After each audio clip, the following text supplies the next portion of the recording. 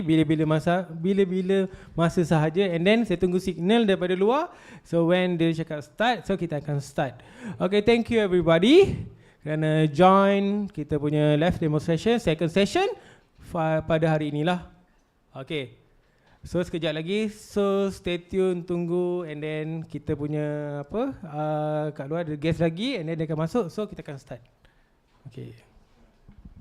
So mana-mana yang belum lagi scan kita punya QR untuk resipi, so boleh scan sekarang lah ataupun scan sekejap lagi. Sebab apa? Ini adalah untuk membantu anda semua untuk dapatkan detail-detail apa resipi yang chef akan sampaikan sekejap lagi.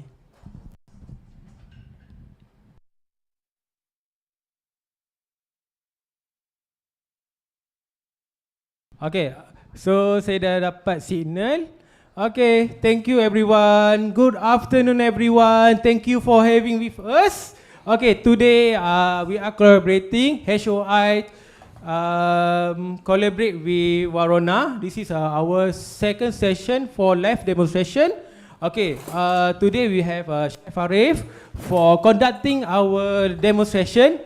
So, tanpa melengahkan masa, saya akan pass kepada Chef Arief. And then Chef Arief boleh teruskanlah untuk agenda seterusnya. Thank you, Chef. Hello, good afternoon everybody. For some of you who were here just now, welcome back. So for some of you who are new, welcome. Okay. Alright, my name is Arief. I represent the Valrhona brand, Valrhona Selections actually. I am the person to do live. So okay, today what we're going to do, we're going to do, of course, use Valrhona products, and there is a few chocolates that I want. There's actually just one. It's focused on one main chocolate actually, which is you see the banner over here. It's inspiration. So we're going to use the inspiration strawberry. First things first, I don't know if you know, kita ada sample tak? Strawberry inspiration, no? Thank you. So what I want you to do, first things first, I want you to try the chocolate on its own. Okay? Tak apa? Thank you, yes.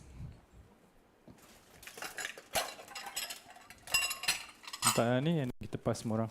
So my kind assistant, Mr. Kenny, this is Mr. Kenny. He will be assisting me today. And he has been with me for the past 2 days. He's very helpful, very good assistant. He's a bit shy though. So if you have any questions about the product and I can't answer you, you can ask him. He was doing the prep with me the whole 2 days. Now he is going to give you the sample of the chocolate itself. So first things first, I want you to try. So this one is actually the 5th dimension of chocolate lah. So usually when you talk about chocolate, there is dark chocolate, white chocolate, and milk chocolate. So there's this 3 dimension. This is a very classic one. And then we have the 4th dimension of chocolate, which is what we call dulce, which is actually caramelized white chocolate. And this is the 5th dimension of chocolate. It's actually inspiration. What is inspiration? Inspiration is basically cocoa butter, sugar, and fruit powder. So if you want to talk about white chocolate is cocoa butter, sugar, and milk powder. So the inspiration range does not have any milk powder whatsoever. It is plant-based. However, it's not vegan, and I went through this process of vegan. Everybody know what vegan is, so I don't want to explain it again. If you don't, I can tell you later. So, what is the percentage of the sugar in all of the chocolate? It differs from one to the other. Yeah, this particular one, I have to check the back. Give me a second. Well, if I'm not mistaken, it's about 33%. Give me a sec. All right. One moment. All right. So there's about 37, 42, about 50%, about half of it, yeah. How come the shape is not that? Good question. Well, yes. I will explain. So if you see the shape over there, that's what we call fev. It's our iconic shape. So the reason is because the new inspiration range is manufactured in a different facility, not at Tan Hermitage normal production facility, because number one, whenever you want to make a new chocolate range, you have to, for some of you who do production planning, you know that, okay, this day we're going to make this day we're going to make this. So because the demand is starting to get big, this one used to be done in our old factory. So every time when you want to do this, you have to clear everything, wash down everything, change everything, and then you do the range. But the demand starts to become more, and then the small factory cannot cope. So that's why we move it to a different factory, and then the other factory does it round shape. That's why. Atas. The taste sama. Logo different. Yeah, I agree. Actually, you know what? There was serious deliberation regarding this, and then after, in the end, like, it just does not make financial sense. It will be more expensive to make it in that shape, which this is already very expensive. So that's why we change it to that one. Yeah, you're right. I agree. When they came out with the round shape, I also was like, why? They explain. So this is the official reasoning. And there's no nonsense behind it. It's actually the truth. So we manufacture it in a different facility. That's why. And that facility, we don't have the fev shape. Okay? Yes, I know. It looks nice. Still. Okay, fair. I give you that. But I would also give you the fact that although we have this iconic shape, for some of you, like I know some people, they're doing cookies. Besides that, number one, there is no other brand who does the inspiration. I can say this straight away. You can check. If you have a strawberry flavored chocolate, there's high chance it's actually white chocolate with strawberry flavor. There is no inspiration chocolate in the world except for Valrhona, and I'm not saying this because I work for the company. I'm telling you the truth. So maybe if suddenly our competitors decide to make an inspiration, maybe we go back to that shape. But speaking of which, actually, this is a very interesting point. Did you know that before 1986, there is no such thing as percentage in chocolate? Before it was just dark chocolate, white chocolate, and milk chocolate. That's all. And we are the first brand to introduce this. And our most iconic chocolate is actually the Guanaha 70%. Prior to 86, everybody in the industry said we would fail. No way anybody is going to eat 70% chocolate. Look at us now. And the Guanaha is still one of the better selling products. It's our iconic brand. So I don't know if you know, but along the lines, I'm not going to mention which competitor copied, but do you know the Dulce chocolate? The blonde chocolate? We launched it in 2012. Shortly after, a competitor brand decided to do the same, but the name is Gold. Yes, I know. Believe me.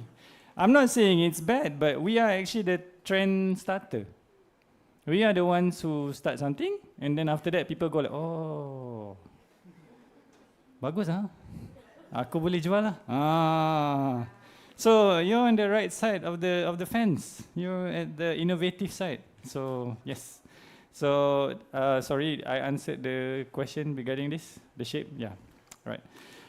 So everybody tried already the strawberry inspiration? Okay, so the strawberry inspiration is actually made from dehydrated strawberry powder. How do you get it? It's the frozen dried process. So you know the crispy strawberries? It goes through this process called freeze drying. So you put it in a chamber and it freeze dry.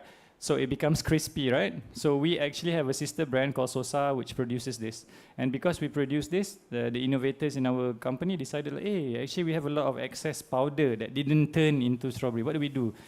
So they started to do some tests and then decided, hey, you know what, maybe we can change this instead of milk powder, and then we got this. Because we are also a manufacturer of crispy strawberry, crispy raspberry, crispy, that's why we also have this, actually. So, and then before you ask, why is it so expensive? Again, this is a question that I will get all the time, which I will answer all the time as well. The reason is because, number one, the production of making frozen dried strawberry is not a very cheap process, because you need to use a freeze-dry chamber, which consumes a lot of power, one. Number two, for certain fruits, it's very expensive, like raspberry, even on its own, is very, very expensive. That's why the prices are different. And we have also the yuzu one. The yuzu one is more pricey also, because we buy our yuzu from Japan. And anything, if you've done any business with the Japanese, you realize that they decide the price for you. They decide what they want to sell. Like Malaysia is the other way around. Like for example, Malaysia is very big on the Musang King, right? So we sell a lot to China and all that, and we give the best ones out. That's what we do. In Japan, it's the other way around. The good things they keep, the not so good things they sell. And they tell you how much they're going to sell, so they dictate the price, hence the price is different because of this. Okay? So, everybody has already tried this product, which is the strawberry inspiration. Before I go on, we also have raspberry inspiration. If you want a sub, you can change it straight away, one-to-one, no issue. But if you want to change it to, for example, passion fruit inspiration, maybe you need to tweak the recipe a bit. It's not really the same. But for the raspberry and strawberry, it can be changed one-to-one.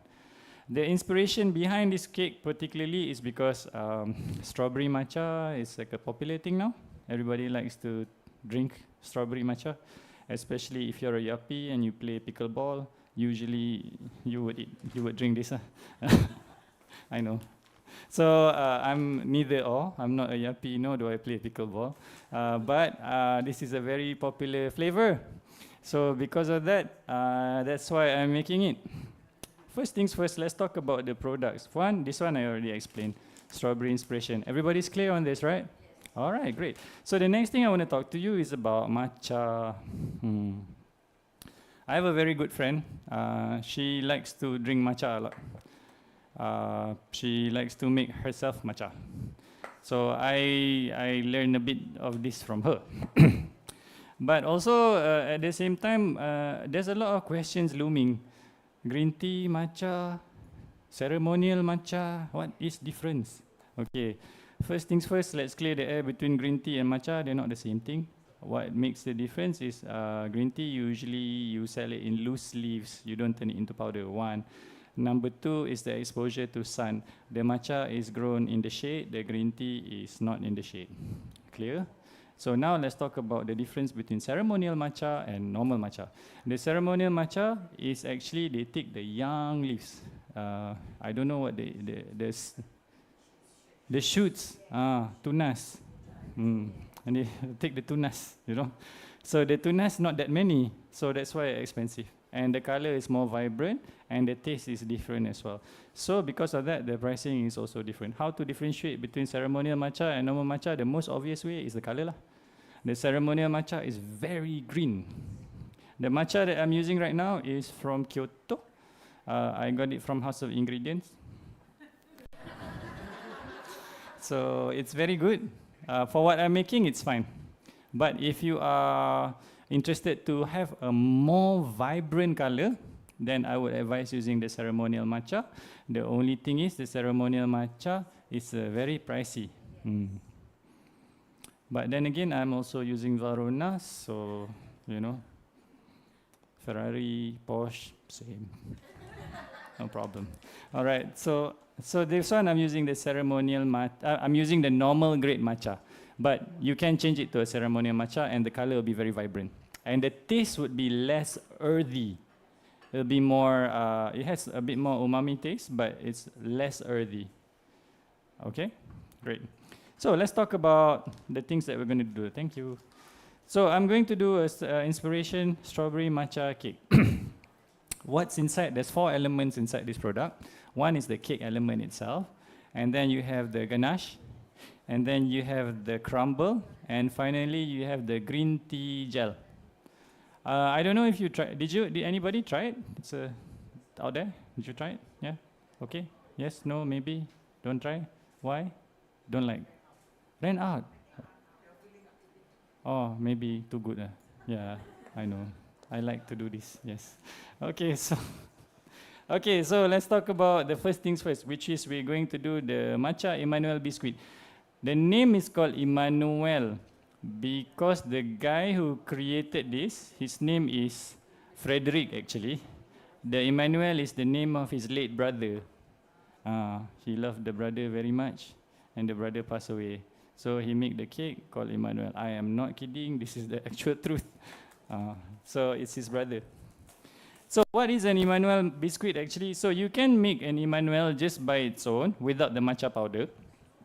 You can, or you can make into other flavors as well.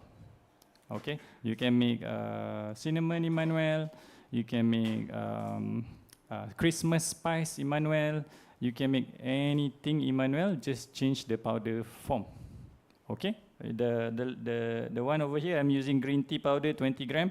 But if you're making Christmas spice one, maybe I don't know exactly how much. You can try. You can be conservative with 10 and then 15 or 20, depending on how you want to portray your product. Okay. So let's talk about the product itself. Inside the Emmanuel, let's talk about the first one is the whole eggs. Okay, the whole eggs I use from the chicken. Okay. No, really, I use chicken eggs. If you want to use duck, sure, go ahead. It's not going to make much difference, if you ask me. If you want to use ostrich, chicken, crocodile, can, no problem.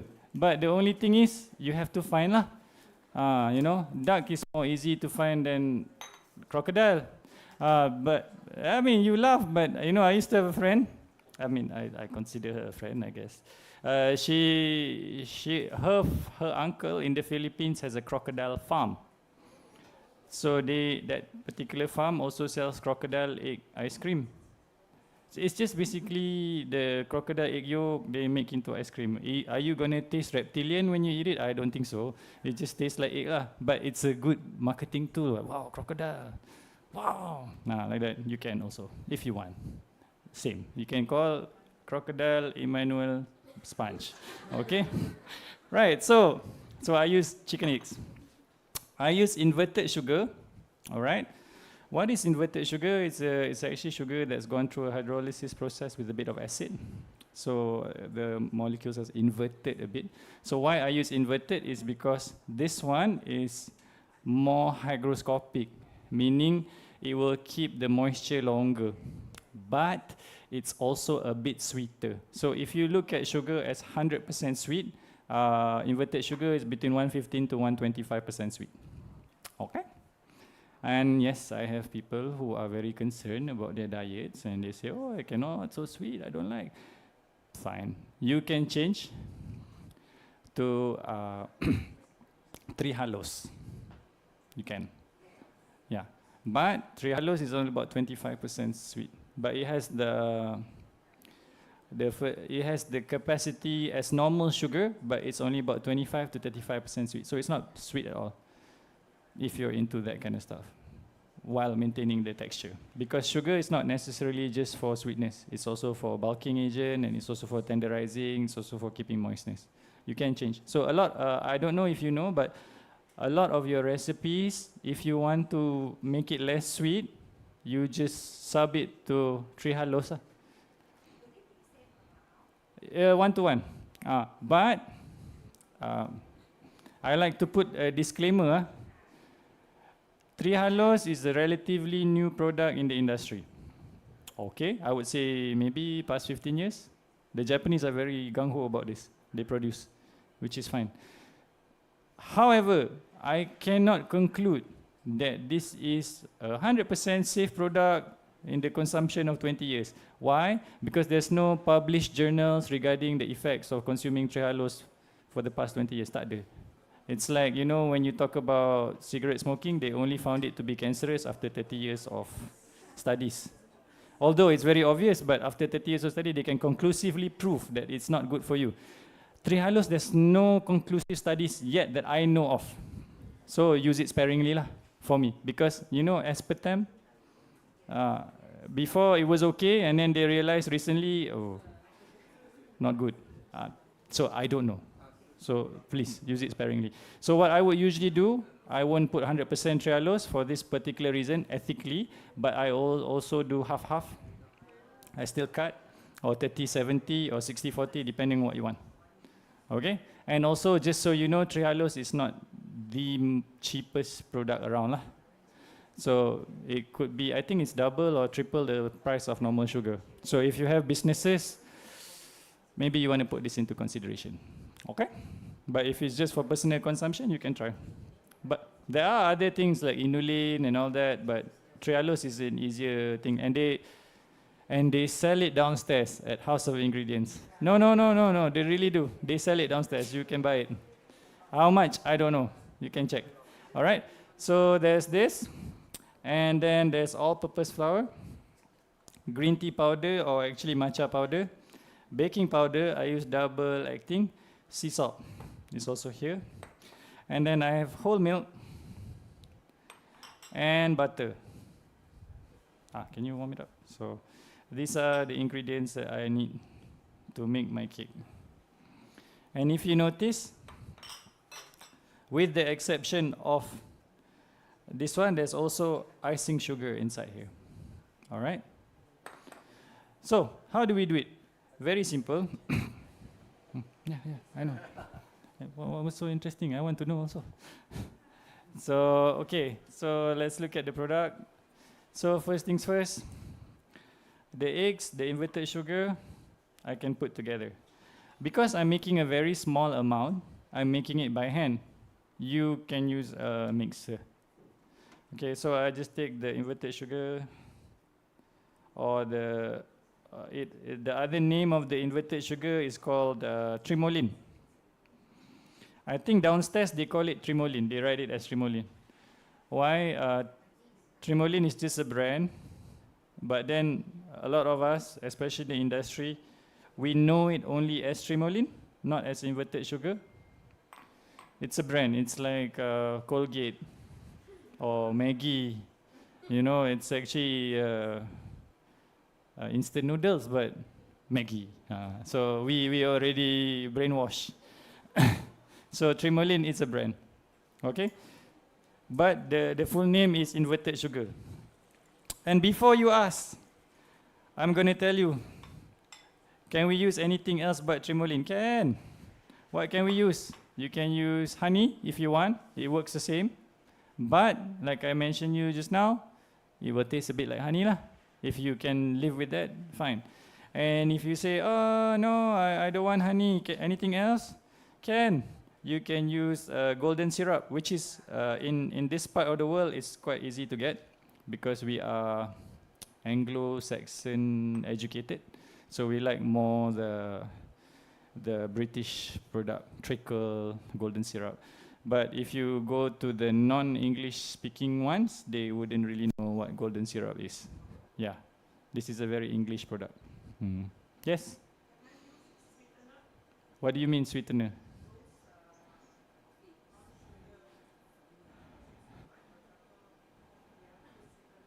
Or like stevia, things like this.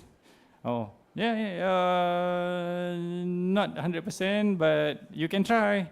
But the thing is, okay, I can talk freely about trehalose because I understand the product a bit. But there is also stevia, which apparently is good. But the thing about stevia is the ratio should be 1 sugar, stevia should be divided by 40 or 50, something like this. Or else, if you put the same, it will have that numbing effect on your tongue. Not very nice.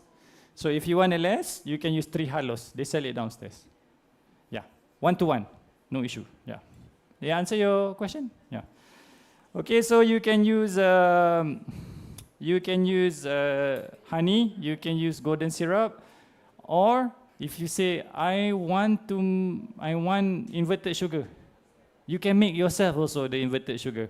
All you gotta do, again, I don't really remember the recipe, but all you gotta do is sugar, water, and a bit of acid. You can cook and you can make your own inverted sugar. I don't advocate in making your own inverted sugar because, number one, if you have a business, it's fluctuate lah, depending on who making the inverted sugar. It's not a super expensive product, right? Is it? You buy inverted sugar, right? Is it expensive? No. Or I recently I just saw, you know, mooncake. So they make using inverted sugar as well, but they call it. I'm not kidding you, but I just saw the label. Gula songsang. I'm not joking. It comes in a big tub. Gula songsang, inverted. No, really, really. Google. I've seen it. The tub is big. It's like the oil one. It's this big. Yeah. I mean, you buy one, can last you a long time. So you can use gula songsang. Same thing. Are you Googling it? Did you find it? There is. I swear. Gula songsang, they use more for confectionery, like the Chinese one. Can you use the malt sugar? I never tried, but maybe you can try. Manyatong. Yes, that one. Sorry, my Mandarin, no, it's not good. Sorry. Yes. Yes, you can try. Maybe it works. It's malt sugar, also used in Chinese confectioneries, dragon beard candy, mooncake, yes, and whatever else she says. Yes, correct. All right. So now, what am I doing? I transferred it because, as I noticed when I'm whisking it, it was too small. So for me, I'm using it by hand. So I'm making some bubbles lah, a little bit. You can use this if you're making a big amount. I'm making a small amount, I use this.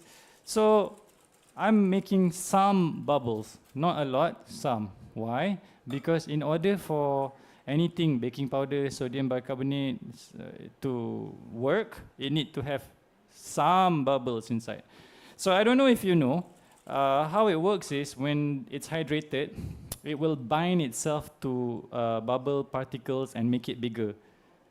That's how baking powder and baking soda works. So if there is no bubbles in the beginning, there is a high chance that the rice is not as big. This is what I know.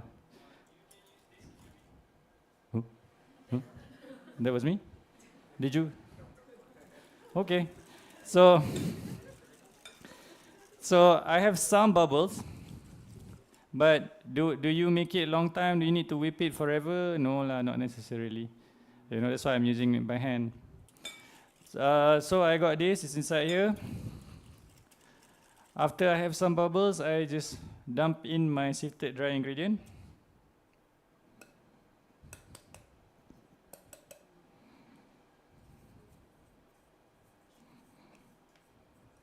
Okay. I mix them together.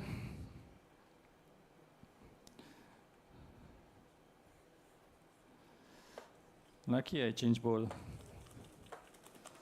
So I make it into like a paste like this. You see? And then, okay, it says here, add the butter between 45 to 48 degrees Celsius. Why?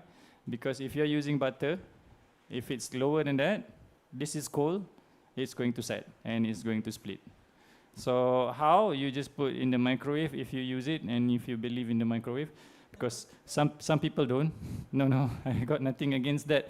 Some people say, microwave is bad for you. Did you see the experiment where they put the water and they microwave it, give it to the plants and then it dies? Yes, I have seen. No. That's what it says. But I don't know how true that is. But apparently it's bad for you. I don't know.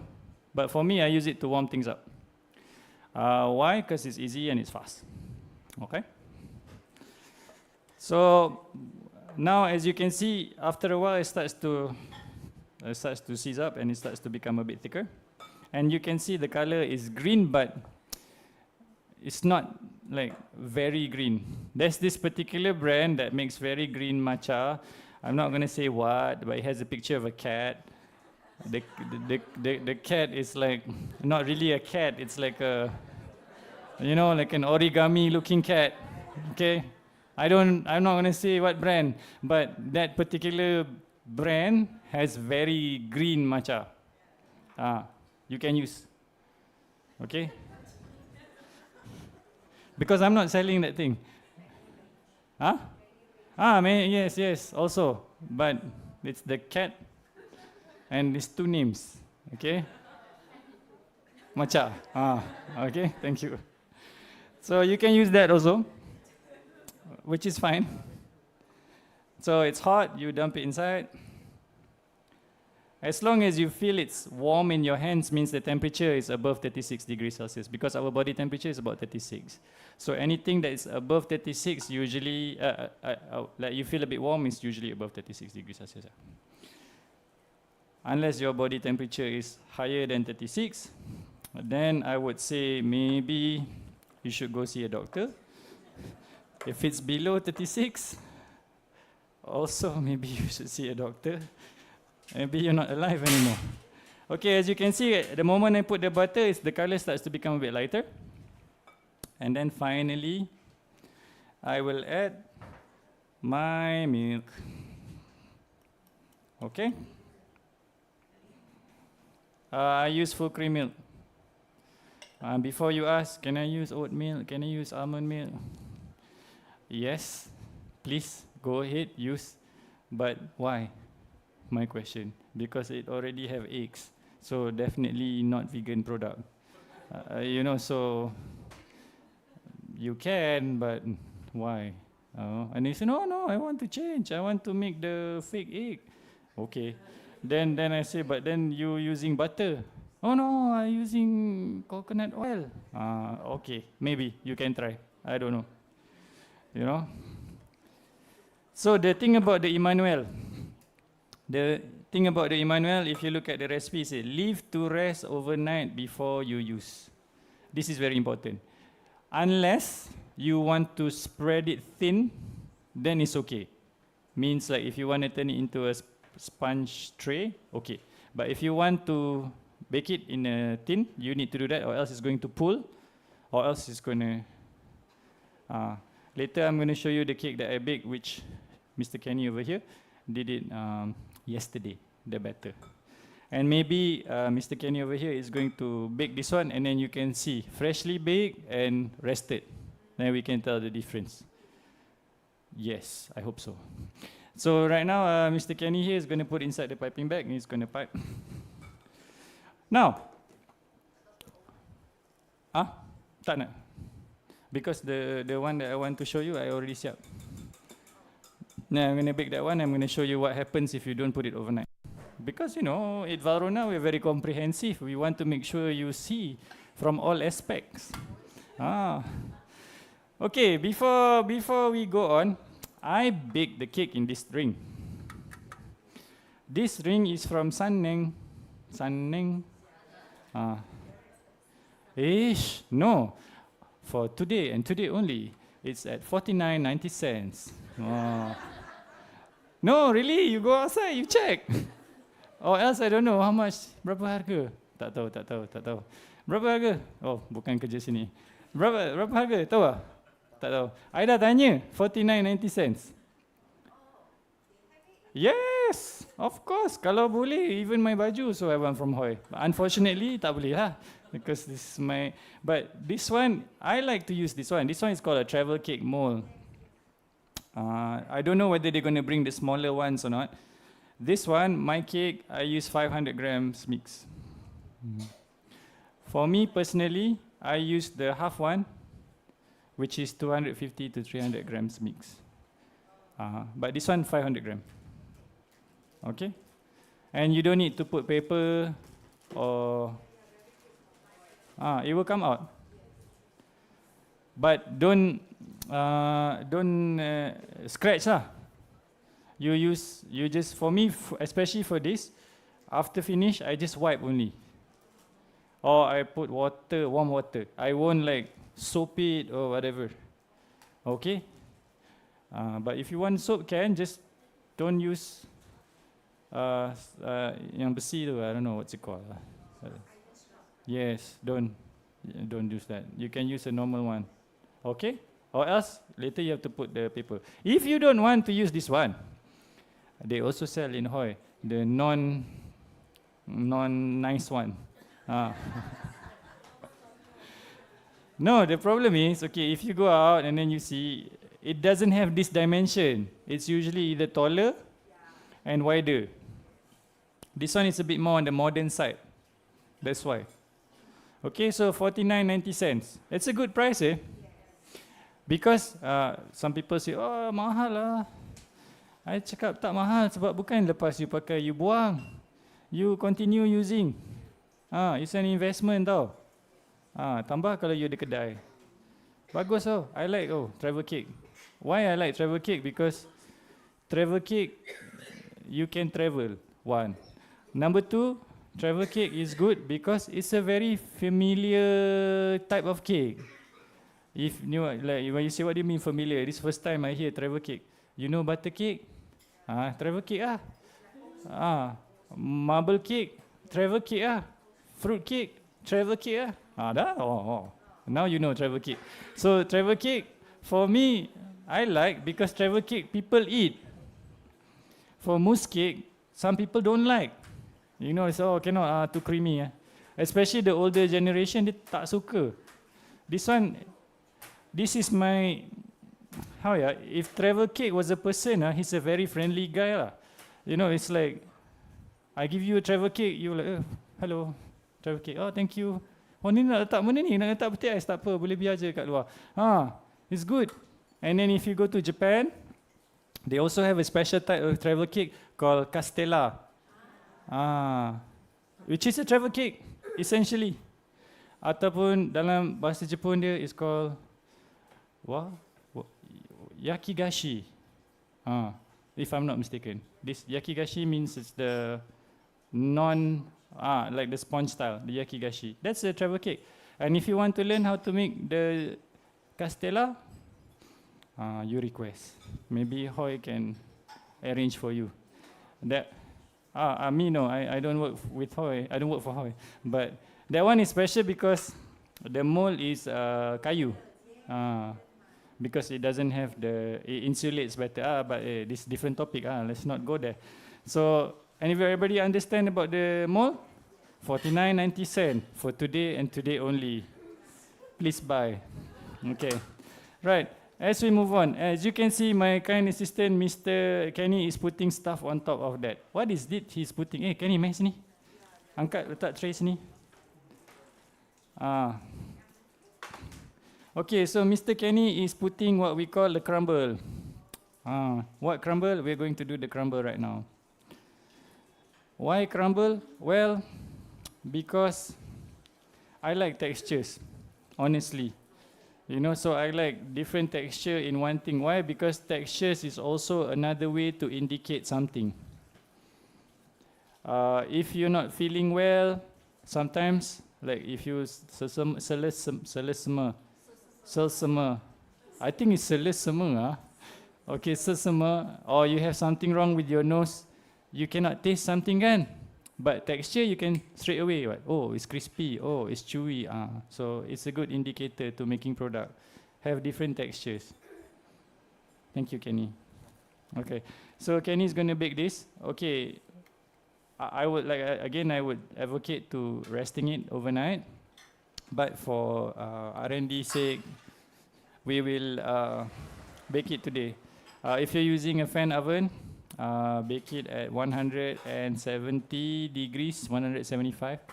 If you're making a big one, maybe you bake it 180. If you can control the fan oven speed, I would usually go 3, nothing, or medium speed, nothing fast. All right. Now, so everybody clear about the cake itself before we move on to the next thing? Yeah, okay. So then, how many minutes? Depends. If it's in this size, just now I baked it for 40. Ideally, I want it to be less big, but I cannot control the fan. So you can lower the temperature, 170, 168, I don't know. Depends. And depends on the insulation, whether you can on the van, don't on the van. Yeah, this happens as well because, you know, it's hot and the pan is cold. In the industry, we have a term for it. Deck oven? I'm so touched that she actually asked me a question. The deck oven, I would say yes, 180 is fine, no problem. But it depends. It depends, you have to test. How long? 40 minutes for this big lah. If it's smaller, maybe 35, 38 minutes, I don't know. How do I check? Remember I told you just now, for those of you who came in the earlier time, invest yourself in a very reliable thermometer. You know? Huh? Oh, this one, no.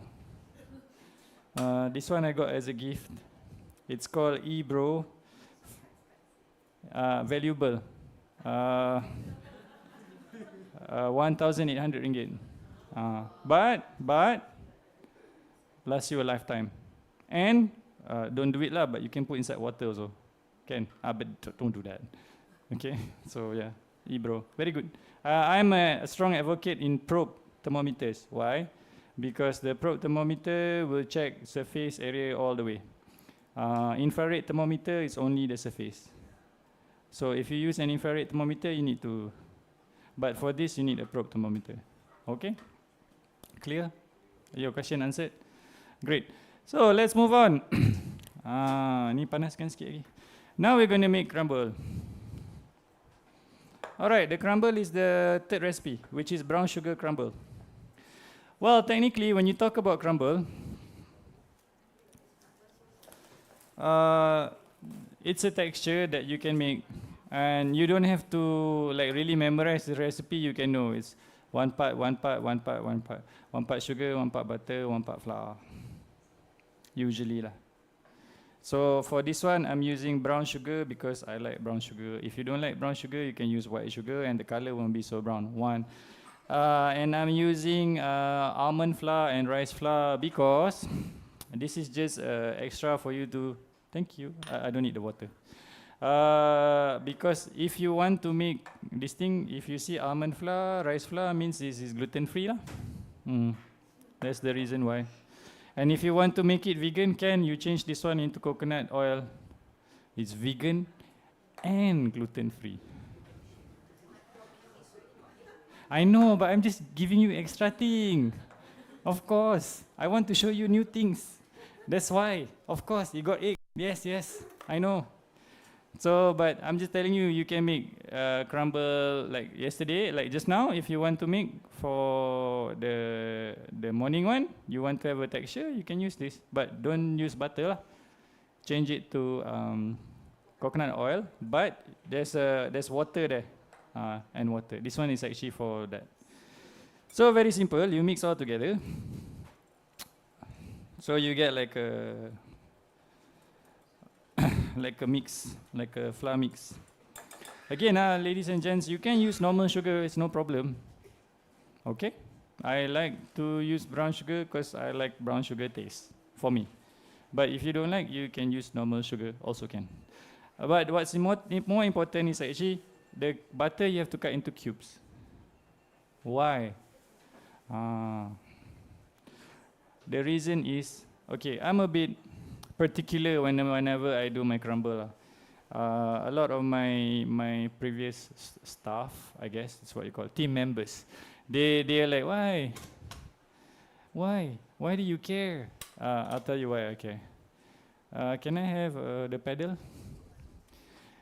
Because a lot of the time, especially now in the restaurants, they use a lot of crumble. One. Number two, they want to have sure the crumble is the same size. So what they do, which to me is a bit counter. Oh, tak nampak eh? But I tak ada bowl. Minta lah bowl. Thank you. So a lot of the time, what a lot of chefs do nowadays, which I find it's a bit funny lah, but up to you lah. They will make this into a dough first, and then they will like that, which is not wrong, and it looks kind of cool also, like wow, same size. Woo. Or what you can do, you just don't do that. You do like this: cold butter, cut into small cubes, all your dry ingredients together, and then you start. And then you just manage from here lah. The longer you paddle it, the more it's going to become a dough. You understand, right? Oh, what did you put here? Oh, you took something. So for me, it's like, when I paddle it,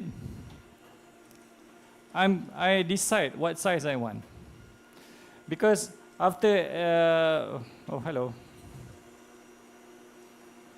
So can we see? Tak ada pun? Oh situ eh? Oh sorry. Sorry. I got terlebih excited. So as you can see, if I stop now, sorry nak angkat jap.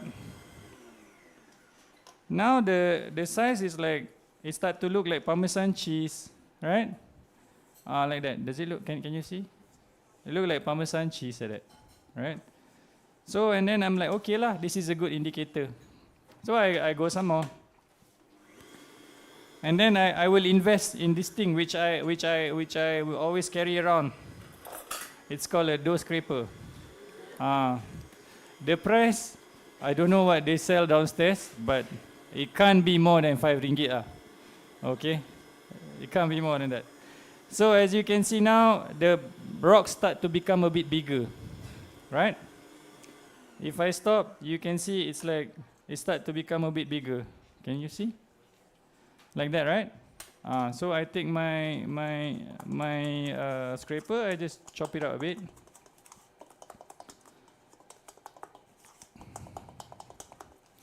So now I'm just basically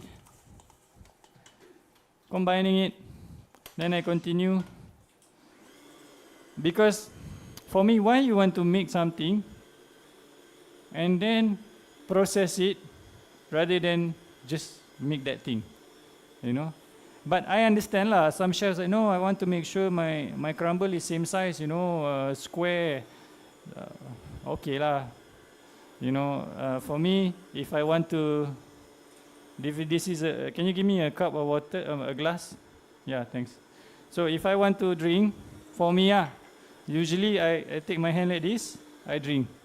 But if you want to walk, go that side, like this, and drink, also can.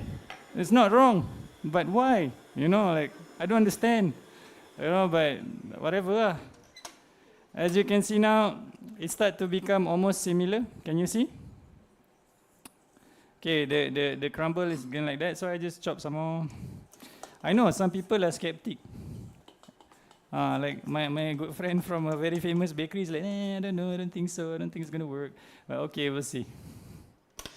So for me, it's just about that. It's just about managing what you can manage in the beginning. Rather than to make and then change, you can just make straight away. But like I said, I understand why. You know, some people do it. And I'm not saying it's wrong. I'm just saying I don't do that. I'll spend a bit more time here, but I'll spend less time doing that. But you know, if you like to do that, go ahead. You know, because you know sometimes to complicate your life is cool. I don't know. So as you look, can you see? It's like starting. Oh, it's too fast.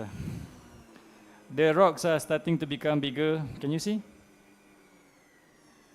Okay, tak apalah, I buat dulu lah. And then what I want to do when I get that, I get something like this. Where did it go? Now here. So for me, I already have, it's already about the size that I want. But, and then some chefs are going to tell me, no, I want it to be exactly like this. Then you do lah like that. But for me, I think, I don't know, my friend Mr. Kenny is going to pass it around. I think it looks somewhat same lah, the size. You go around, pass. Let's see. The size is almost same. So as you can see now, I stop. Now it look like cornmeal like that. The shape is almost same. Okay, so I continue until what I want. And if I want to add the water, it will expedite the process. It will seize up as well, but I don't. And also one of the reason is my major titanium here is very big, and the amount that I'm making is very small. If you look to the right there, there's a baby mixer over there. If you use that one, also I think can. Yeah, there's a small one there. No, you can actually do like this. Oh, like that, yes. What do you mean? Yeah, when you combine, it become like that. I will show you.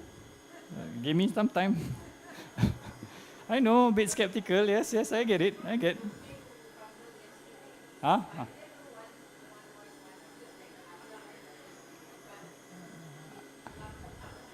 It lumped up because as you mix it, it's gonna combine lah. Yeah, betul. Yes, I can do that too. Or like I said, I do like this. If I was going to do it by hand with no mixer, I won't do it. But if I was to do it, it's be like this. I turn my bowl. I'm the mixer. Like that. Can. You can. You know what? I will use my fingers. Come. Just for you to see. So right now I got my meal. Okay. So if I was to take this and I was just to bunch it up, it's already come together. So the idea is for me just to make sure it mixes together. I can do like this. I can do like that. See? And I just keep breaking it apart. Sure, no problem. Memang boleh. Tak ada masalah. So the more I mix it, can we see? Come. I use my hand. Sorry ya, chef. I terpaksa tunjuk macam ni. Sebab she doesn't believe me. She go like, no, it doesn't work. It doesn't work like that. So you can see now it's becoming one big lump. Okay, so at this point, I will chop it up.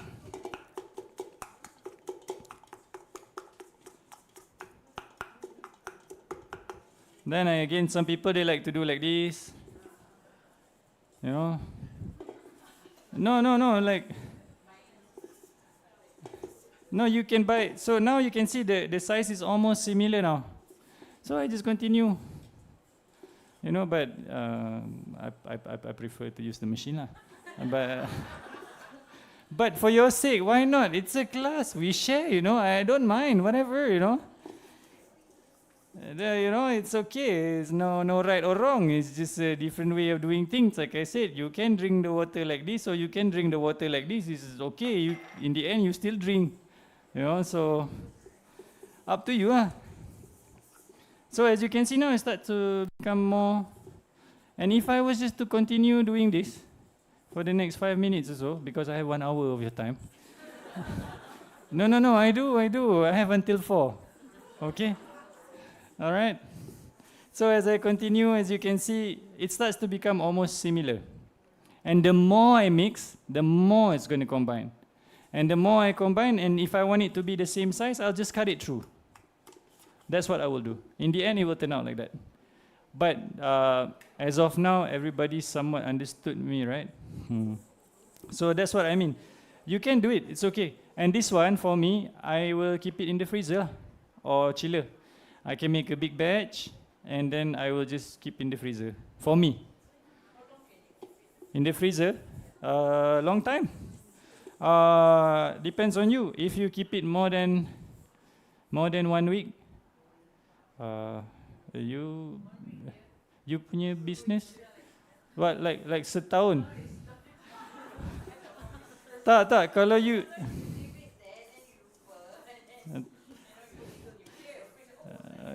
Yes, I agree. Yes, I totally understand you on this.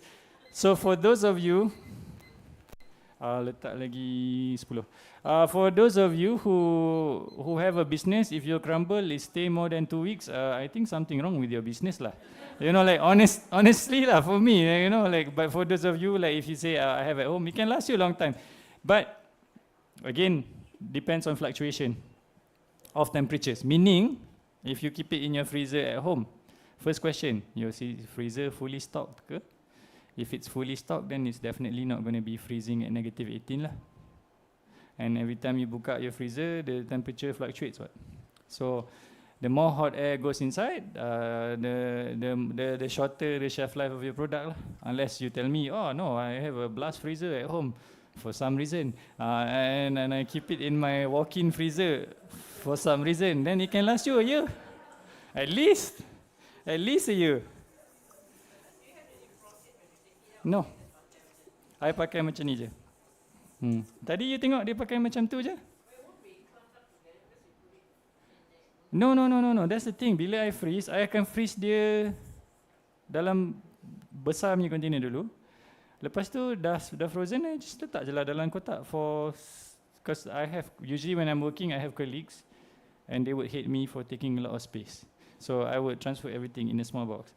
I have a friend who's a pastry chef in a very popular shop. She would lose her mind if I put my stuff, take a lot of space in the freezer, because she doesn't have walk-in. Right? I mean, yes, doesn't have walk-in. So as you can see, the more the more similar the size. So it's just up to you to manipulate the size of the thing. You don't have to make it and then, you know, for me. Because crumble, it's nice, but you know, don't spend 6 years doing it. I've seen some chefs, and I work with some chefs who would like insist on turning into a dough, scrape it into trays, and then freeze, and then scrape everything and put back inside the box. I've seen. Yes, this is common practice, by the way. Is it necessary? Maybe not, but you know. No, because you know the problem is like, okay, in my industry lah, especially, a lot of people don't question why. Why like this? A lot of people don't question, you know. So in the end of the day, you forget that actually it serves no purpose whatsoever. That's why, like in our company, we have this new initiative called Gomandis Resonate, where we start to re-dissect the recipes. Why does the ganache need a lot of cream? Why does it need a lot of sugar? Why? Is it necessary? So we have a new set of recipes which are less sugar, less cream, less butter, you know, because we want to highlight the chocolate, because we are a chocolate brand, you know. No, really. So as you can see now, I'm mixing it by hand. You can see it's starting to become bigger even. So the size is totally up to you. The more you mix, the bigger it's going to be. And if you want to be more even, just cut it up. But yes. No, I didn't. Because I'm using butter. But if I'm using coconut oil, I would add water. Correct. This one is initially for a vegan, no gluten product. And I like to use rice flour to make my crumble, because rice flour is crispy, crunchy. You know, when you make the fried chicken, you secret rice flour. Yeah, sure. It gives you the crispiness lah. Okay. Oh, sorry. Secret. All right. So that one is done. So any question about the crumble? No. Yes. Can you replace almond flour with hazelnut flour? You can. Yeah, sure. But why? Yes, you're right. But at the same time, the cost will incur higher. The cost will be slightly more expensive. But yes, you can.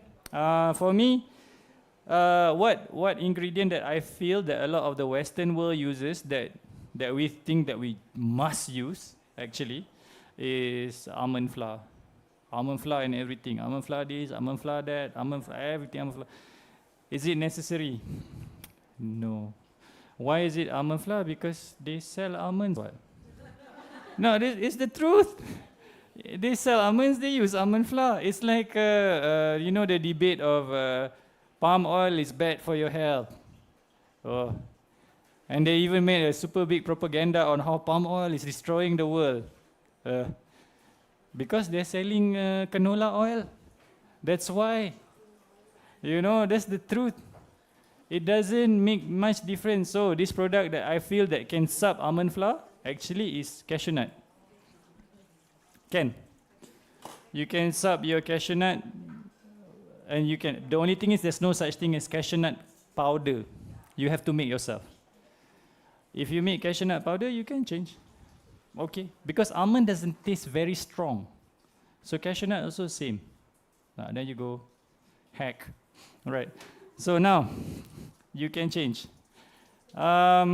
If you want to have a bit more like attitude to your crumble, you can add like a curveball ingredient like pepper, or you can add a grounded coffee. You can. Then it'll be like, oh. But the problem is if you add something like that, it cannot be anything else. That's what it is. If you add grounded coffee, that means your crumble is called coffee crumble, then cannot change. But then coffee crumble is nice too because, you know, people make coffee crumble cake all the time. Pear and coffee cake or something like this. Very nice, I like. Very, very English though, but because I'm French. Right. So now, let's move on. So, any questions about the crumble before I move on? I still have 55 minutes of your time. Any more? No? No? Tak ada? Okay. All right, fine. Okay, now we're going to make ganache. Ganache. Wow, ganache-nya. Right. So, let's look at the ganache ingredients. There's only 3. There's whole milk, inverted sugar, and strawberry inspiration. This you can change to raspberry inspiration and you can get somewhat a similar product. Why is milk? Why is not cream? Because most of the time you use cream, right? Because I want you to taste more strawberry, not for you to taste more cream. If something has high amount of fat, you will taste the fat more. So that's why I'm using the milk. Milk is only 4% fat. That's the reason why. Can you change it to cream? Yeah, you can, but then it's going to be expensive plus very expensive. And then it's going to become too expensive. That's what people always say. Milk, 1 liter is how much? 7 ringgit, 6, 7 ringgit. Cream 1 liter is 23.50, I think. But at Hoi, you get a good deal. At about 22 ringgit, you can get a very nice cream as well. There is many selection, different brand. Okay, thank you. So what do? First things first, I will par melt my inspiration chocolate. Means it doesn't have to be completely melted, just like par melted.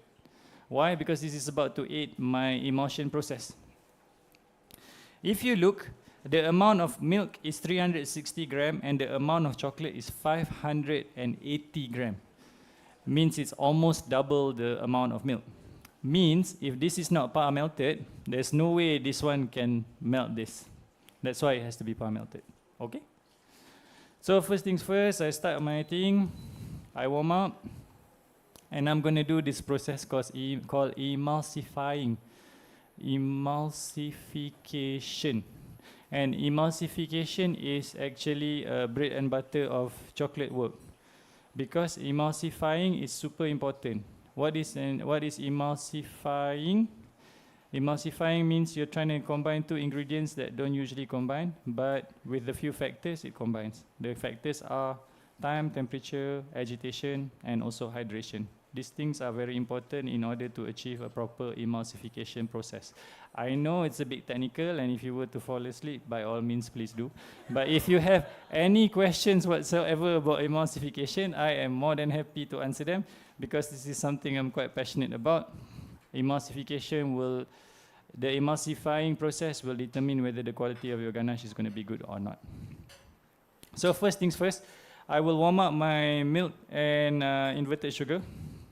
Ideally, if you want to be very, very specific, you can warm it up to 85 degrees Celsius. Why? At 85, you're not losing, it's warm enough to melt, but you're not losing excess amount of, you can take out, excess amount of liquid. Because when it boils, it's going to evaporate more. And depending on the size of your boiling apparatus, if for example, if you're using a pot this big, the emulsification, the evaporation is going to be much more rapid. That's why I prefer to use a pot that's not so big. Okay? Oh, thank you. Yeah. So, to me, as soon as it reaches boiling point or 85 degrees, I will start to emulsify. So first things first, I will add a small amount, maybe 1/3. Just a small amount. And I want to start the emulsion process. Mr. Kenny, can you stand by the hand blender? Thank you. So as you can see now, what I'm doing is I'm emulsifying the ganache. But because the amount of liquid is not a lot, what's happening right now is starting to split. So I want this to happen in the initial phase because I want to make sure that it has enough surface tension to develop something called flexibility in your ganache. This is very important. Thank you. Sana kot. So right now, as you can see, the more I agitate, the more it starts to turn gritty and not nice.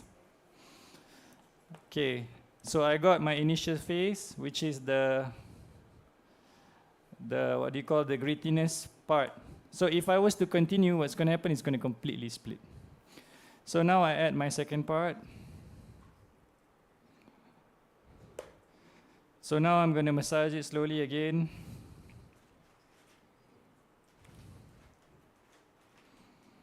So as you can see now, it's starting to absorb.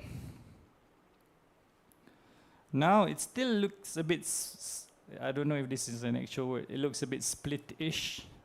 It splits a bit, but not really split, you know, but it's splitish, right? It's getting a bit nicer, but not so nice. So, but then if you can see, there's like tension in the surface. It's quite flexible, right? Now, as you see, as I'm agitating more, it's starting to become thicker, and it looks a bit more nicer actually, right? Yes, more emulsified. And then finally, I add my final phase. Thank you, Kenny. And if you notice, I don't make ganache using a whisk. Okay, for what I'm making, actually, it doesn't super duper matter because this is maximum 2-day or 3-day shelf life. But if you're going to make this for ganache inside a bonbon, praline, you don't want to use a whisk because you don't want to add extra air. Our air will cut short the shelf life of your product because there's a lot of microorganisms in the air. So as you can see now, I'm mixing it more. It's going to start to become nicer. Oh, look at that, look at it. Oh, la, la. Look at that. It's nice, no? Starts to be nicely emulsified. Look at that. It's a beautiful thing. It's a beautiful thing. Can we see? Is it clear? Yeah, look at that. I like this. Good job, Kenny. Thank you for scaling. All right. So as you can see now, it's emulsified and it's almost ready. But, ni nak cucuk kat mana? Sana ya? Ke sini? Sini ya? Sini. Okay. Okay, this is it's a immersion blender. This one I won it actually on a cabutan bertuah. No, really. So it's a oh hello. Oi, hati-hati. Don't electrocute yourself. Wah, pakai kunci ah. Walau bahaya. Okay, cepat. Kena boleh tak? Okay, sorry, technical issue. So I want, boleh dah? Wow. Okay, so I'm putting the immersion blender, and it goes like that. Can we see? Cannot. Boleh tak? Nampak? Oh, sorry. Camera on. Okay, so I put it like this, and then I get rid of the air first. Why? If I don't get rid of the air, I'm going to add air inside. That's why ideally for me, actually, you know what? You're right. Can you give me that jug? Transfer everything in the jug, please. Thanks. I prefer to use a jug because I want to minus...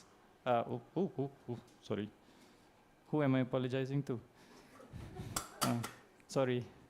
Right. Why? Because the jug has a smaller surface area. So when I put it in, thank you, Kenny. So when I put it in, you can see it goes inside, right? And then I do this. There will be a bubble that goes off because inside there's bubble like this. I like that. I release the bubble. Nice or not, my crumble? Yeah. Thank you.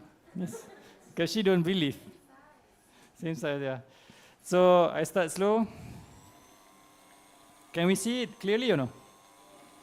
So as you can see, as I go higher, you can see what's coming out. It's much nicer than what's already there. Can you see? This you can only achieve with an immersion blender. You cannot emulsify something with your hand and achieve the same results. And if you hear there's no like, it means I'm not adding air into it. Okay, okay, now I'm going to show you what not to do. So if I don't release the air, oh, actually I cannot. My habit is too good. So you can see what's coming out is very nice and luscious and silky. So I want to make sure I do the emulsion for at least 1 minute and 30 seconds, 90 seconds. No lah, 1 hour don't lah. 1 minute, 30 seconds. Yeah, you can have a timer, you can put like that. It cannot be lesser. Okay, I like this kind of questions because it somewhat challenges my intellect a bit. So if it somehow drives me to answer why, which I like. Can you, yes, don't drop. Well, because the emulsion process needs about 1 minute and 30 seconds because you want to make sure that everything is evenly dispersed and emulsified at the same time. A proper ganache should be from the beginning to the end. The process should take about between 3 to 7 minutes depending on the amount. If your amount is very, very big, probably go north to 6 or 7 minutes. Then 1 minute and 30 seconds in the end just to ensure that the emulsion process is done properly. It's just a habit. It's a caution process. But if you want to be more specific, it's supposed to be 1 minute and 30 seconds, and it should have the final temperature not more than 34 degrees Celsius. When you achieve this, especially if you want to make, I don't know if some of you do it. We have some chocolate guys over there. Do you do praline? Yes? No? No? Okay, so you know the praline, the one that you have to cut, right? Okay, so a lot of times the emulsion process is not done properly. The surface of the praline cracks. And it's not at the right temperature, it's not crystallized properly, it will crack, it won't be able to cut, it won't cut through nicely. That's particularly the reason why. Does it answer your question? Okay, thank you. I like it though. Thank you for these questions. I like answering them. So from there, what I'm going to do is actually, I'm going to, okay, he's going to, come here. Yeah. Pour here. So from there, what I'm going to do, properly done ganache, especially in this sense, should not be kept in the fridge. So this was left in a room temperature. Caveat, room temperature means this room, okay? Not room temperature outside. So if you say, I'm going to turn my aircon all the time, fine. You can buy something called a wine fridge, wine chiller. The wine chiller will keep the temperature between 16 to 18 degrees Celsius, so you don't have to keep aircon in your house. So it's about this big, I think. You can get it. It's fine. So as you can see, okay, thanks. So this is right after, right? This is crystallized overnight. You see different? Of course. It will be too hard. And if you manipulate it, it might not be the same, it will be too soft. Or one channel all the time until you want to use. Yeah. So for me, I like to use this kind of ganache because straight away you can eat. So you see from here to that. It's buy lah. Buy lah. No, if no wine chiller, okay. You find the coldest place in your house. Put it there.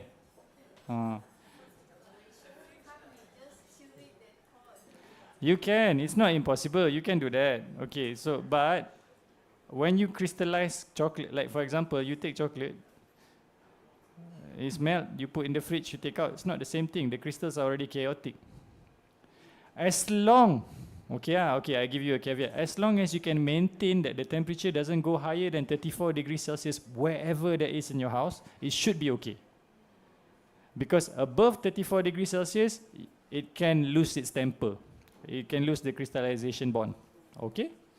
So can you find somewhere around your vicinity that's not going to go beyond 34 degrees Celsius and maintain that way? I think you can. Just the issue is right now, if it gets too hot, then it's going to split up. And then you say, I don't want to do this. Can I do it any other way? Yes, buy the wine chiller. If you don't want, maybe we can use a different formulation for something else. There are ganaches that you can keep inside the fridge. Why I choose this particular ganache is because this is a travel cake. I want it to be like that the whole way. That's the reason why. You can put the travel cake inside the fridge. It's not wrong. But then, have you ever tried cold butter cake before? Is it nice? It's very like keras and dry and yes, whatever you're thinking of, that one, right? So yeah, it's not wrong. It's just a matter of whether you want to use or not lah. Okay. So for me, even you can see the color change completely. It's more light because it's crystallized properly. Okay. If you want later, after I finish deco the cake, you can try just the ganache. But I need to deco my cake. Okay? So now, any questions about the ganache? I still have about 35 minutes of your time. Right. If no question, I move on to the last thing.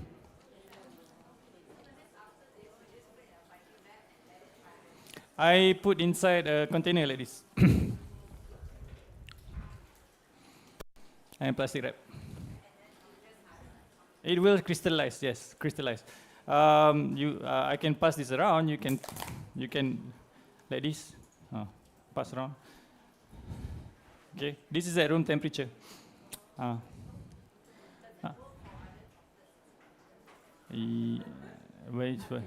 What do you mean? Yes, of course, but it's just a slightly different formulation lah. Most ganache can be like this, but if you want, like you know the dark chocolate cake, if you tried, that one I use it's called a X58 intense ganache. That one I use a pectin X58, same texture. You can touch later, no problem. Same. Does it answer your question? If you want, also I can give you formulations later on if you want, no problem. There's this thing called the Essentials booklet. Do you have it? Later we can share, no problem. Yeah, that's the main purpose of why I do it lah. Okay, so right. Any more question regarding the ganache? Going once? Yes. Yes, every day also. Any substitute beside the inspiration strawberry? Can you use other Valrhona chocolates or can you use chocolates which are not Valrhona? Can, of course. She just asked the same question. You can, but the ratio of the recipe will be different lah. You will have the same texture also. It's called ganache intense. You have the recipe. If you scan the QR, you will get the recipe. It's there. No, of course, because it's going to crystallize, it's going to set. If you want something very, very red, then you should use the raspberry inspiration. Even if you see now, right? Okay, if you focus closely, when I pull, you can see it starts to have some kind of a skin already, because it's starting to set. Okay, you're going to plastic wrap contact. Thank you very much. Yes? Not 1-to-1. There's a different ratio, but yeah, not exactly 1-to-1. No, I can find it for you. No problem. Okay, answer your question. Any more question before we move on? No? Going once? Going twice? Okay, move on. Right, so the last thing I'm going to make before I build my cake is the last recipe, which is called the green tea gel. This one is a very funny story, but I won't say. But it's my assistant chef Kenny's favorite thing to do. Green tea gel. Yes, he like a lot.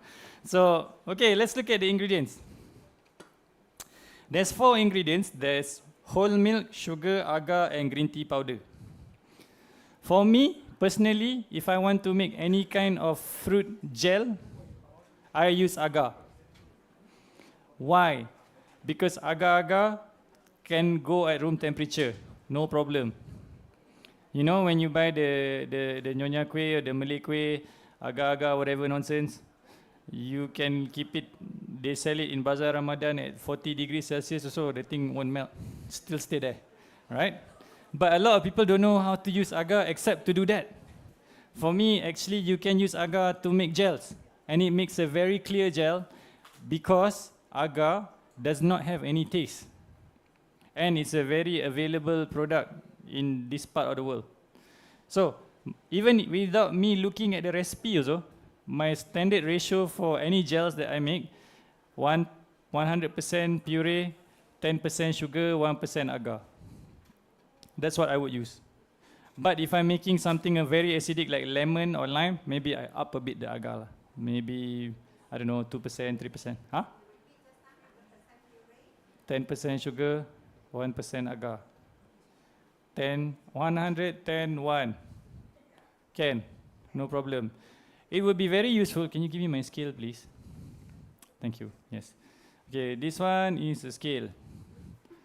Okay, it's called a micro scale because it can go below 0. Point. I use this. Okay, you can buy. Do they sell? Ada jual lah. They sell in Shopee. Yes, this one is mine. I got as a gift.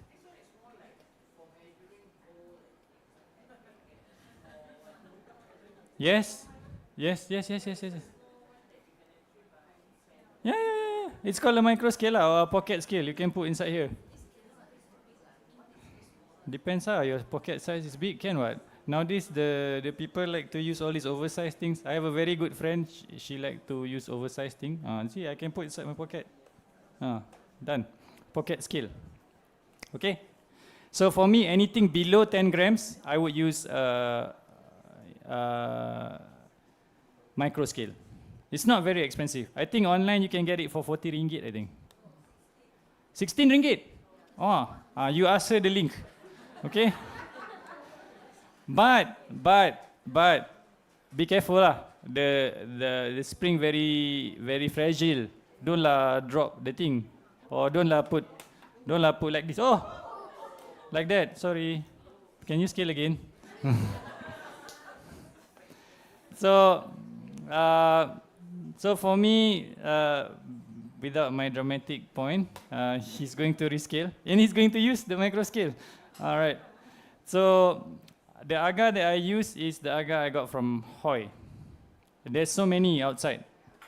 You know, what's the difference? The difference is very simple. The one from Thailand and Singapore, I think, they are the vanilla flavor. Ada sikit lah. have that, but it's not super prevalent lah. But if you want, oh, are you okay? Oh my goodness, you alright? Yeah, that wasn't me. The more expensive the agar, usually, the more pure the agar. Okay, I clarify this. Because Sosa, we also sell agar, and it's very valuable. There is difference, of course. The purity is the difference. But how I want to put this, it's like this, you know. When you talk about agar, right? I'm from Southeast Asia, right? I grew up in this part of the world. What are you trying to sell agar to me? Honestly lah, most of the time people were like, the Europeans come to me, you know this product, agar, very good. I'm like, yes, I know. We have a lot. But the agar from Sosa is very, very pure. You don't need so much one. It will be more fine. Later you will see. But this one I'm using a normal agar, it's fine. For me. They sell downstairs at Hoi. The strength. You don't need so much because when the less pure the product, it's like cocaine. You know cocaine? Like if you put more things inside, the price low. There's a lot of cutting agent. Same lah. Same ish. So there's more stuff inside. Like that's why I told you vanillin powder. It's not necessary, but they put because it will make the amount 10 gram, 15 gram, and all that. Even so, anything also, if you look at that, oh, thank you, Kenny. So, again, sugar and agar together. Why? Because if you just put the agar in the beginning, it's going to clump up. Alright, so very simple. You warm up your milk and green tea powder. I use milk, but you can use water also. No problem. Alright, so after, it's very easy. When it starts to simmer up, I dump in, I boil, I pour, I set, done. And when I want to use, I blend. If you want a very, very clear agar, you blend and then you put inside a vacuum pack machine and it will all the air, then you have like really like a hair gel like that. No, really. But you just need to buy a vacuum pack thing lah. Oh. Yes. It's a surprise. So very easy. So all my process to make my agar same. You start to steam up. You see a bit of steam. You just dump in your sugar and your agar, and then you boil. That's all. If you want to be very specific, 85 degrees Celsius. Boil, set. I'm going to put it later in a bigger container lah, so it sets faster so you can see what I'm trying to mean. Sorry ya Kenny. Ada lagi paling besar punya. Thank you. So I put inside, I boil. If you want it sweeter, add more sugar. But for me, honestly, ladies and gents, I don't like to put so much sugar in everything because number one, I want more, like for example, if I say raspberry gel, I want to taste more raspberry than I want to taste sugar. So you can see it starts to bubble. I stop. Okay, so if I was to take one drop while it's hot, agar will start to set at about 28 degrees Celsius. It will start to completely set. So I'm putting it in a bigger container because I want to make sure that it sets faster lah. But you can see now that even that also it starts to set because it's hot. Even when it's hot, it starts to set, see? So this one you can put inside the chiller. Thank you. This one we can clear. And if you can see here, it starts to become, see, I can peel it off already. Already set. Okay. So same thing here, you can see I could take this one, the agar that I put a few drops just now. It's already set. Very fast, even when it's hot. So from there, I set inside the fridge and then I blend. What do I blend it with? I blended it with this one. from Major Titanium, Kenwood. Your go-to solutions for all of your blending. Okay? So what is it going to turn to? Well, what's going to happen is, after I blended it,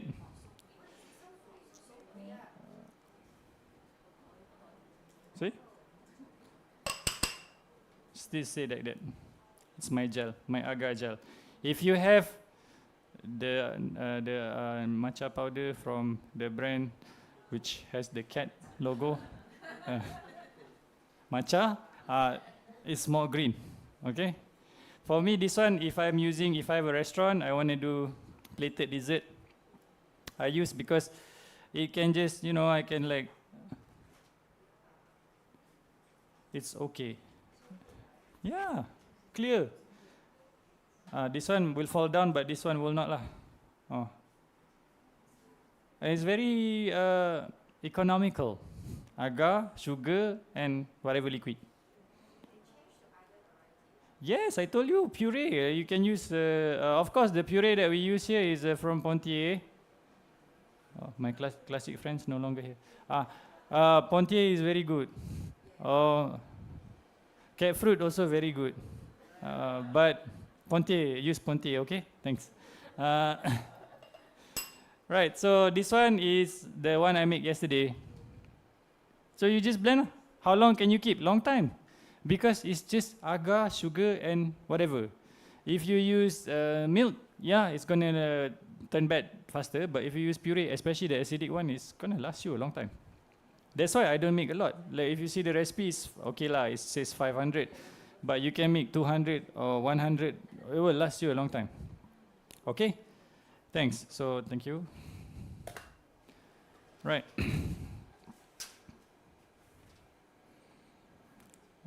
Okay, this was big just now. As you can see, it ada shrink sikit lah. Like you see, like there's a curve here. Because it's small, it's not so bad. But if you bake it in a big one, it will be like this. Let me try to find the one that's not so nice. Oh, actually, all is very nice. Okay. Because Kenny make. Yeah. Kenny don't make big mistake, okay? Okay, you can see. It's curved a bit, little bit lah. Yes, of course. But because it's small, if it was bigger, it will be more obvious. Okay, so if I was to like, it's green, but if you use the the one with the it'll be more green lah. Okay, so you can see the crumble we use is the smaller one. Okay. Right. Okay, so what I'm going to do, I'm going to take you what I make. Kenny make this actually yesterday. Even that also you see a little bit lah. A little bit, but not so bad. Overnight. I would want you to touch it, but then later cannot eat. But actually, if you touch, it's quite soft. And I already cut this more than an hour ago. Okay, so this is the bigger one. And the reason why I use where's the very nice, you see? If you want to buy lah. If you don't want to buy, I have a friend. She work in a very popular bakery. She make custom, also possible. Don't know. You ask her. I don't know where she asked custom from. But to make easy, you buy here lah. Okay. You can see, very nice. Okay. So I'm gonna decorate one, and then. Also, take now. Okay, so it depends on what you want. For me, thank you. Oh, ekstrimnya. Berapa banyak getah you pakai ni? Oh, macam dia hari jadi ya. Oh my gosh. Tak apalah, gunting dia. Kompleksnya. Okay. Okay, thank you. To myself. Okay, as you can see, this is a frozen dried strawberry that come from Hoi. They sell it vacuum seal. How do you know if the frozen dried strawberry is good? Very easy. Let's see, number 1 is light. Number 2, it can break. You can hear. Crispy. Good lah. Okay. Not fresh lah, it's frozen dried. This is fresh. Okay. So the difference, the taste will be more intense. Okay. This one, like as you all know, strawberry is 90% water. For me, like I said, how I do it. If I want to make my cake at the shop, like some of you have businesses, I usually don't put fresh strawberry on top, unless it's like a petit gâteau or something like that. Why? Because it's supposed to be consumed within 2 days, max. If I want to do a travel cake, I would use something like this, but I upgrade myself a bit. I would coat it with cocoa butter. Or you can buy from Sosa, we also sell crispy strawberry coated with cocoa butter. Why? Because this is Malaysia. This is crispy now. Half an hour later, it's Lao Fong, lemau, masuk air. A lot of people say masuk angin. What thing the angin have that make it become that? It's water.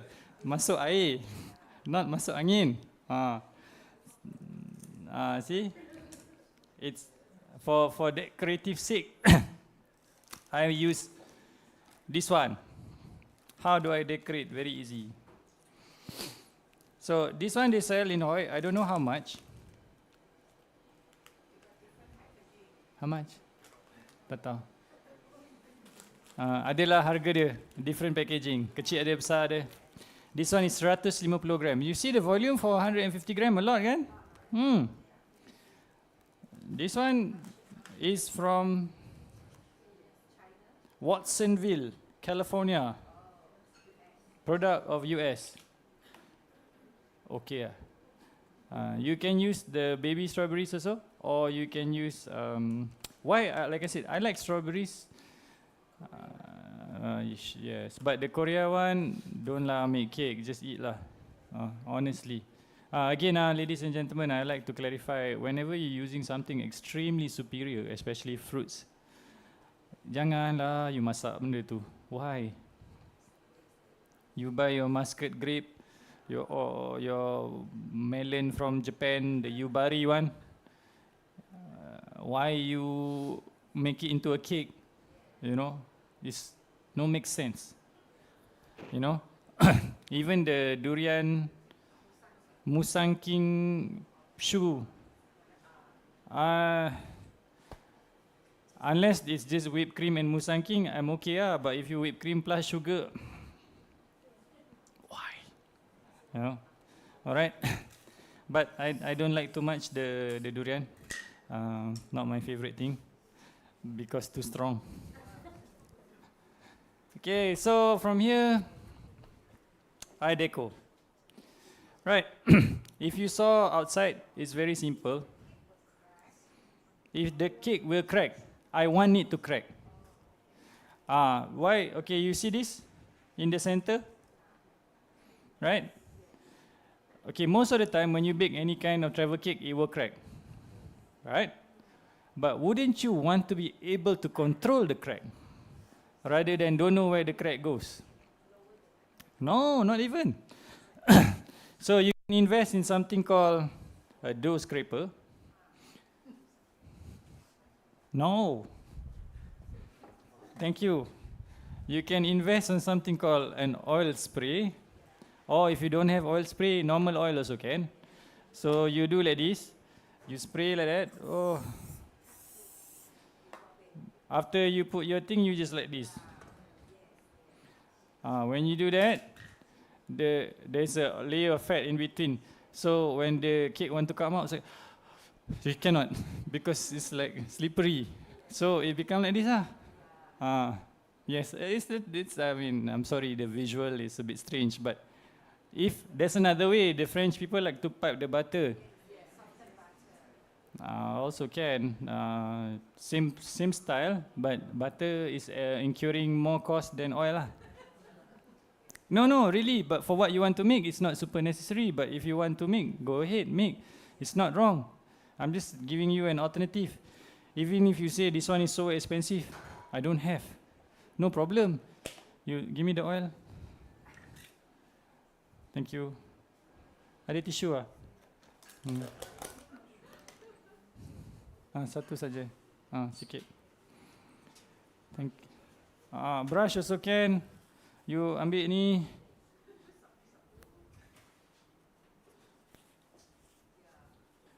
And then you say cannot. Tissue, expensive. Brush.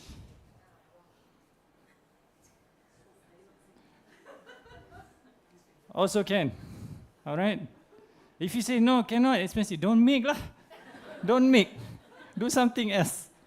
Okay? Go fry chicken. No problem. It's also nice. So yeah, there's so many ways. For me, it's like the cake will crack. It's better for you to manage the crack rather than it crack to what you don't want. So, since you already saw the big one, I'm just going to decorate the small one, I think, because it's big. I will also, sabarlah. Okay, so I'm going to clear. Thank you, Kenny. So, don't worry, Kenny, sikit lagi. We have 12 minutes. I got 2 hours. Okay, so for me, like you saw in front, that was round. This one is, it's a long shape. Sorry. Let me. Because of the crumble. Sorry. Okay.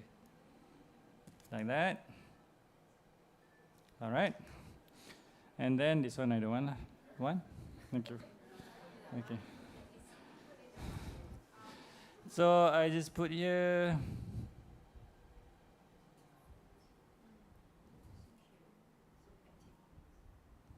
Okay.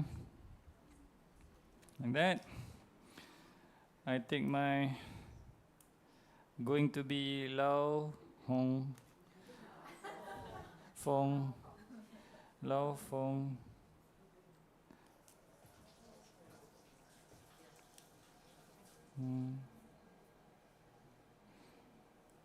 If you notice, none of my products, the cakes outside that you saw, I use any chocolate decoration. I don't use because for this particular module, I don't like to use chocolate deco because chocolate deco can be soft and then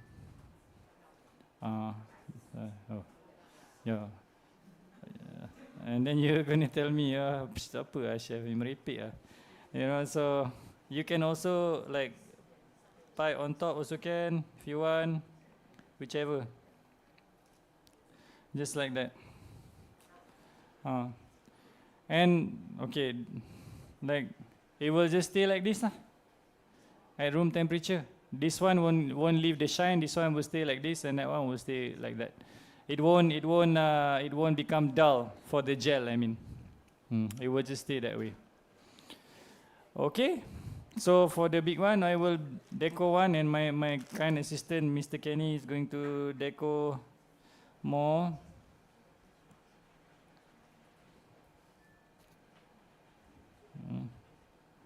The one inside just now, did you put any inspiration? No. When you pipe just now, did you put inspiration? No, didn't. No, you didn't put. Okay. Okay.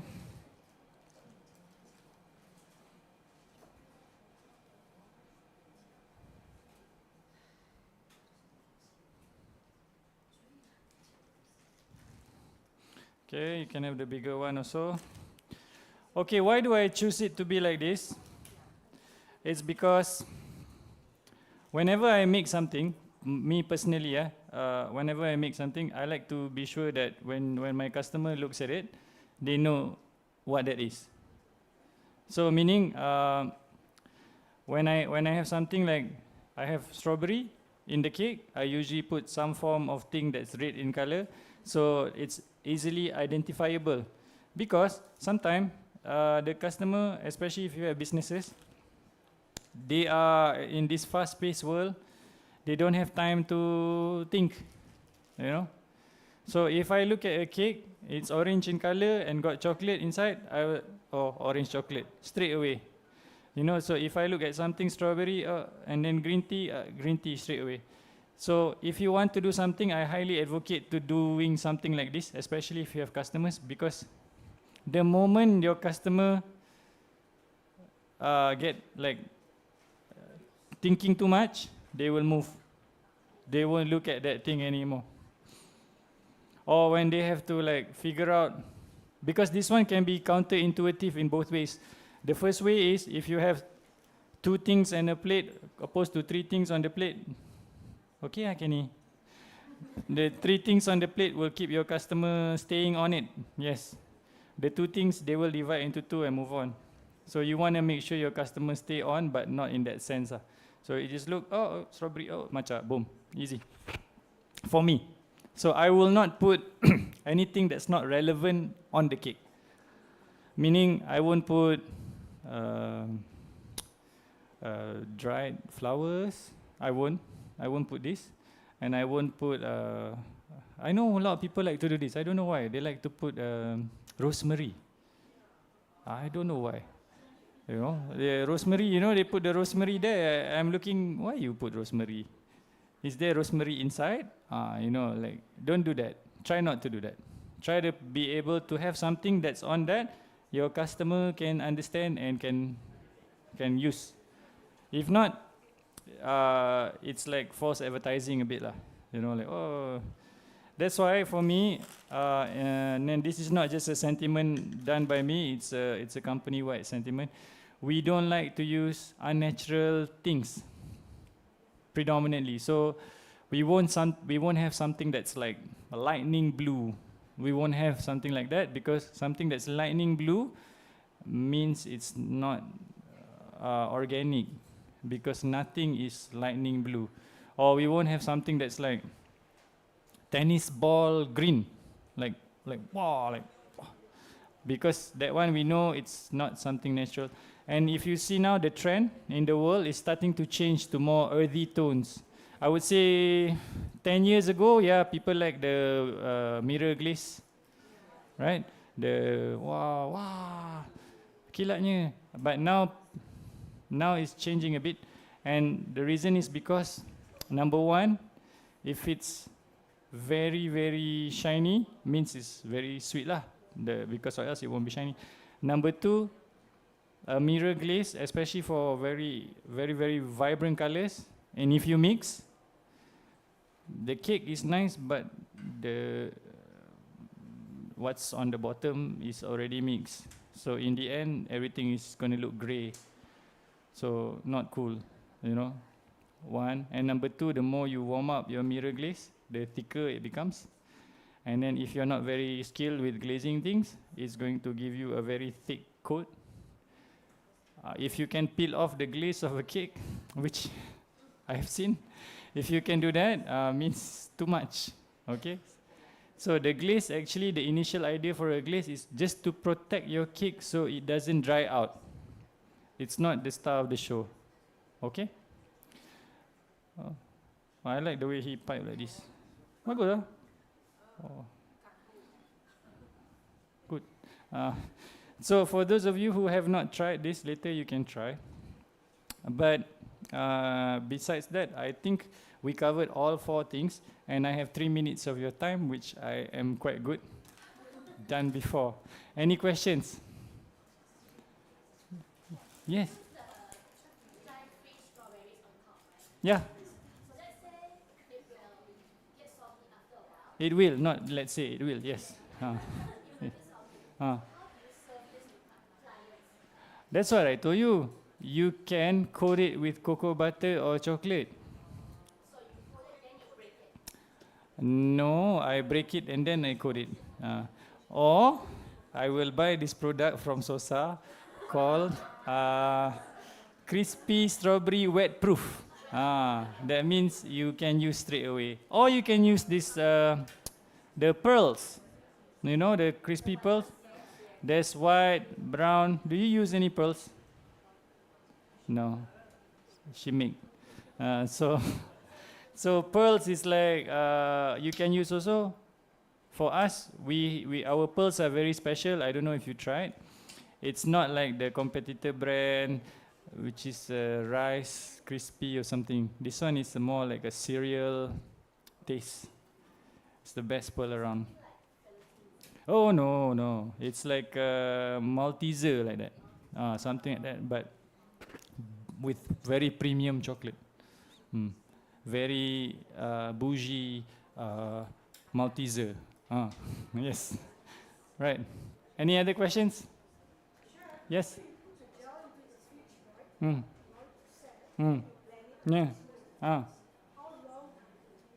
I blend it until it becomes gel texture. Yeah, you can see it's okay.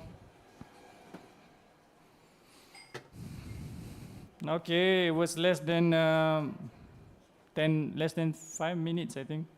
It's already, see? I can like, okay lah, the center is still a bit, but yeah. But I usually wait for it to completely set, then I blend. Any other question? No? No one from the back? Yes? Oh, good. No, that's not a question. Any question from the back? No? Oh, thank you. I got 30 seconds left before 4. If don't have, I'm done. Can, but on a personal capacity. You don't want to share your questions, so fine. Okay, if that's it, thank you very much for your time. I appreciate having you here. Thank you everyone. Thank you chef. So normally sebelum kita keluar daripada kita punya classes, so kita ada photographer here and then we take the pictures. Okay. Okay, cool.